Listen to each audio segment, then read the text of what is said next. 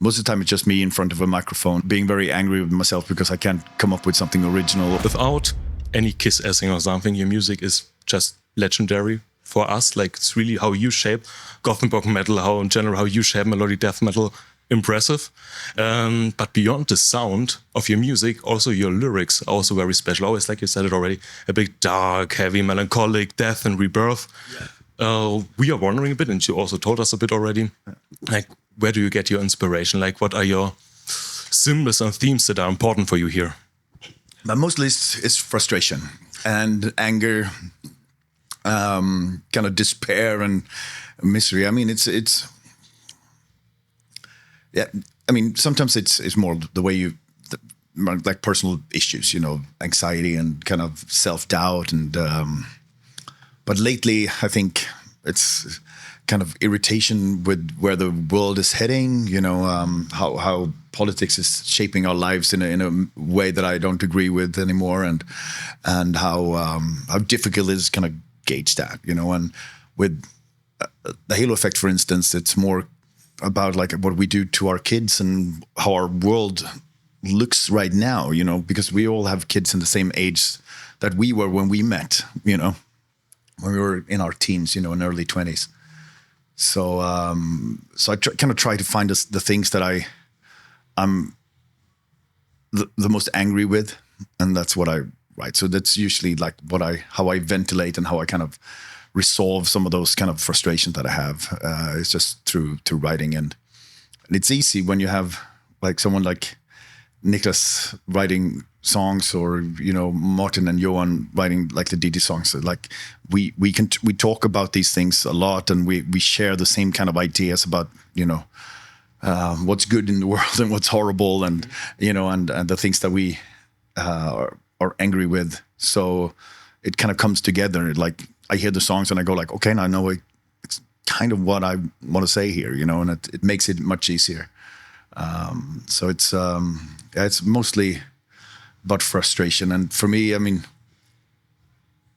playing shows like this, you know, where you can tell like the audience maybe not understands exactly everything that I'm trying to say, but at least gets the vibe, you know, so that it becomes kind of like a conversation, or at least kind of like some kind of exchange where, you know, I'm venting my frustration. I'm screaming because I'm angry and I'm sad and I'm miserable, you know, and someone else shares those feelings, you know, maybe not at the time, but you can kind of connect to it, you know. That's for me, that's a great feeling, you know, and it's something that music is to me. You know, when I listen to music, I listen to stuff that speak to me, you know, and kind of like reaffirms my emotions or my feelings, or tells me something that I feel that I need to hear, you know. And so I think that is really, really important to me,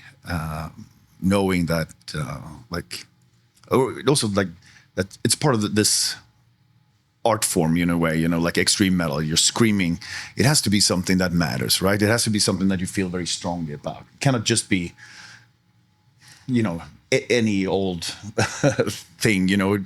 If it's worthy of like screaming about, then I'll do it, you know. So this is also kind of a therapy for you.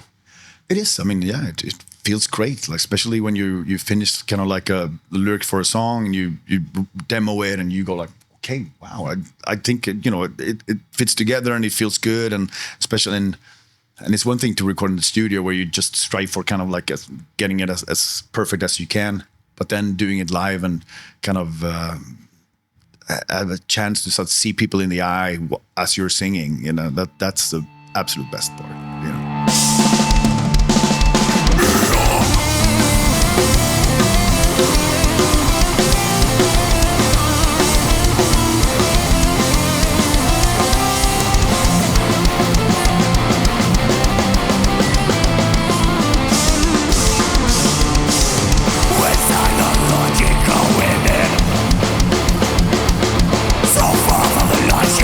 You'll see.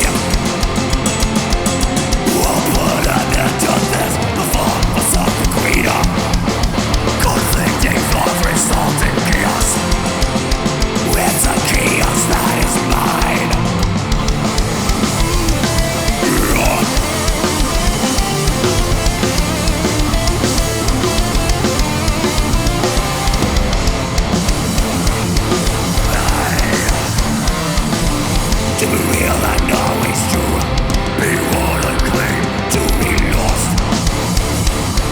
We have a little side question, Jet, because we also know that you're a big Tolkien fan, right? And so are we. So has there been any song that has been inspired by that world, or just politics and the world? But it's mostly realities. I mean, I get inspired by all kind of like expression and art, of course. You know, like just. You get inspired by playing video games and watching TV shows that have great cinematography or, you know, have a beautiful visuals or anything like that. And it inspires you to do something. You go like, instead of just enjoying it, you go like, okay, after I'll finish this episode or I finish this game or stuff like that, I want to write something, you know, I want to contribute something. So I think, so that for me, that's kind of relaxation, but also inspiration all the time, you know. Something that kind of triggers something in you. You know, you trigger like by I want to write something like that, or I'm gonna explain what I feel. You know, when I play this or see this. You know, so and it's not just, you know, listening to other music or listening or reading lyrics from others. It can be something else that inspires. We have also a question from our community, from Sarah from Belgium. All right, cool. And she is curious about to know how a typical songwriting day for you looks like. For me, yeah, mostly it's like if we have a demo track, we work on it together, like Johan, Martin, and I, and then we feel like, okay, we have something here, you know, and we put it down like to an MP3 track, and then I'll bring it home. And I get up in the morning and just like put on a pot of coffee and I have my microphone so I can kind of like demo and just sing along to the song. And usually I have a lot of material written, just, you know, random ideas or sometimes full lyrics and stuff like that is just about something that is on my mind. Or sometimes I just start fresh depending on what the song kind of calls for. But then I just write for a couple of hours, record maybe some demo tracks for it, and sometimes if it feels good, I will send it to the guys and they're like, hey, how do you feel about this?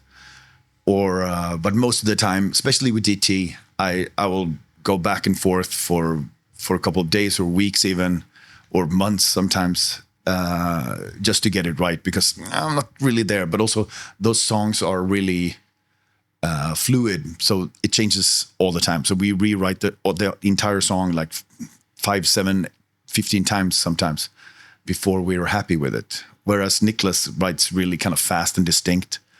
So he knows like this is the song, and then I know, okay, and I understand the way that he thinks when he writes. So I go like, okay, now I think I know what to do. So that's way faster in that way. But usually it takes a couple of days, depending on. I mean, it's just about finding inspiration where you feel like, okay, now I'm in a mood for this, you know, and it doesn't always strike you. So sometimes it will take a long time before you feel comfortable with the song or you find like the right angle into it. But most of the time it's just me in front of a microphone and a keyboard and a screen for hours, being very angry with myself because I can't come up with something original, or I write something that I feel like I've already written a million times, or I'm using phrases or words that I've used so many times and I get so tired of myself. But every once in a while, after a while, it kind of clicks and you get into it and you feel happy with it, you know. Okay. And how does it feel if you are like really proud of some certain lines? You send it to your colleagues and they say, well, Mikael, we don't really like it. You have to learn how to kill your darlings, you know, because that happens all the time. Okay. Maybe not all the time, but you know, back, it was more, a couple of years ago, I think we had very different ideas sometimes about music. And then we tried a lot of things back and forth before we even kind of came close to deciding on what it should be. Whereas now I think it's, there's more kind of confidence in each other. Mm-hmm. And we kind of know what the song is going to be before we kind of get that far. We know what direction it's going to take, so that makes it easier. And but yeah, we do try out a lot of things, like especially during the DT writing sessions. We we're in the studio for a year or more and demoing stuff back and forth before we're getting close to being satisfied. I feel it coming to a close. The promises of life serves me up. Domination through and through in chaos. Breeze the sweet and narrow. Lost.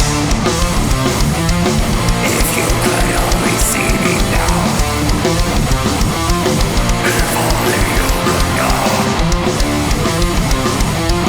If you could ever understand and feel what I believe. We're almost at the end, but we're still curious after everything that you have achieved. Is there still like a goal, a dream that you're chasing, or whether it's like music related or just life in general? Yeah, I mean, you can always make a better album. That's what I normally say, and what we always talk about. Like, yeah, like we did some great stuff last year and this year, and like this feels good, but can always get better, you know. And I mean, yeah, I think I thought doing like a rock album like the Cemetery Skyline album was something that I would never do, even though I kind of like I wanted to for a long time. So let's see, but I think it's always kind of like another level that you think you can reach, but you don't really get there, you know. So I'm just gonna try to improve and kind of work on technique and expression, and to be able to kind of like fully realize exactly what you want to say and how you want to say it. You know? Can you describe in a way, especially when you talk about your technique, where you want to develop, into which direction? I don't know. I wanted to feel. I wanted to sound exactly like how I feel. Okay. To be more kind of transparent, you know, to sing the way that I feel instead of maybe hiding behind technique sometimes. You know, if it can be more raw, you know, and more kind of to the point and to the core of what I'm trying to say, that would be a dream. Because some of my favorite kind of songs, you know, and vocalists and stuff like that, you feel like it feels very raw. It feels kind of like that was a first take, you know, and that was like just raw emotion. And that's what I wanted to feel. And of course, that's something that you normally just do in a live situation, you know, where a studio, you tend to, work for doing it safely so that you record way more than you need, you know. So, but sometimes, you know, you get close to it. You do a show where you feel like, that was as close as to it as I could be now, you know, but I think it can do even better. All right. One more question would be, if you would, after all of your years of experience, after everything you did, if you had to give advice to somebody who's just starting out, it doesn't matter if it's screaming, singing, music, art, is it like, do you have like maybe 3 tips or advice that you can give to people like us? No, but I think just repetition is key to learning anything, of course, you know, to learn is like a skill, to just do it a lot, just hours upon hours until it feels right and you know it by heart. And like, you know, it you know, it's like learning guitar or whatever. You need 10,000 hours before you get anywhere, you know. And it's the same with singing, and I think, and writing as well, you know, just keep doing it as much as possible. Eventually it will kind of feel natural and it will come to you, you know. If it's hard if you're trying too hard, you should just do it as much as possible first. Then it will become easier. So I think standing in the rehearsal room with your friends and just playing songs over and over and over again, like till it hurts, it's a good thing, you know. And I guess we're doing it right because it hurts often. Okay, yeah. But yeah, it was an incredible honor to talk and to meet you. Thank you so much. Just all the best for you and the people that you love. Thank you very much. Thank you. Pleasure. Yes, thank you. Thank you. Cool. Fun. Was it good? Was it too much? No. It's fun to talk about singing. Was super insightful and interesting.